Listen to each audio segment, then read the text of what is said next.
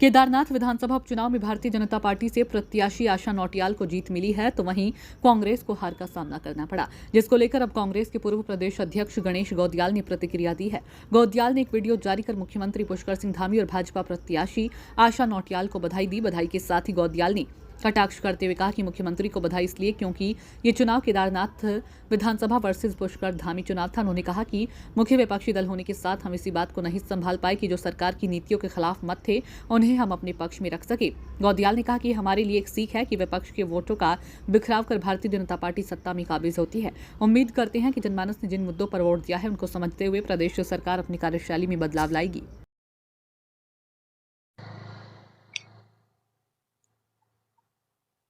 केदारनाथ विधानसभा के उपचुनाव का परिणाम आ चुका है।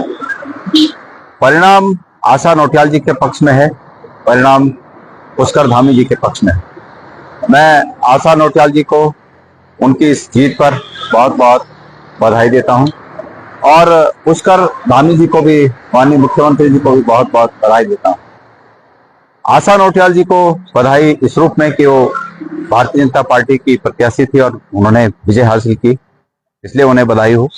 और पुष्कर धामी जी को बधाई इसलिए कि यह चुनाव केदारनाथ विधानसभा वर्सेस पुष्कर धामी का चुनाव था और इस चुनाव में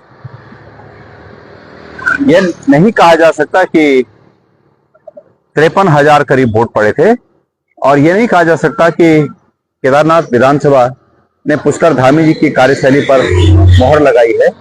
लेकिन ये कहा जा सकता है कि मुख्य विपक्षी दल होने के साथ साथ हम इस बात को नहीं संभाल पाए कि जो सरकार की नीतियों के खिलाफ जो मत थे उन 33,000 मतों को हम एकजुट रख पाए। लिहाजा ये हमारी कमी है कि हम उन 33,000 वोटों को अपने पक्ष में नहीं रख पाए और इस 53,000 के वोट में हम 23,000 बीजेपी के मुकाबले करीब 18,000 वोट पाकर पीछे हो गए। तो क्योंकि निश्चित रूप में हमें दुख है इस बात का कि हम लोगों को एकजुट नहीं रख पाए और जो सरकार के विपक्ष में जो मत थे उन मतों का बिखराव हो गया।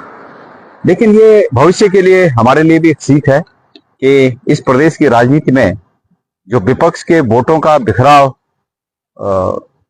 होकर भारतीय जनता पार्टी सत्ता पर काबिज होती है, उसके लिए भी कुछ करने की आवश्यकता है, सोचने की आवश्यकता है। बहरहाल चूंकि आशा नौटियाल जी के लिए खुशी का मौका है और हम पुनः उन्हें बधाई देते हैं, पुष्कर धामी जी को भी बधाई देते हैं और उम्मीद करते हैं कि केदारनाथ में जनमानस ने जिन मुद्दों पर वोट दिया है उन मुद्दों के संदेश को समझते हुए प्रदेश की सरकार अपने जो उनकी कार्य करने की शैली है उस शैली में बदलाव लाएगी और वो बदलाव दिखेगा।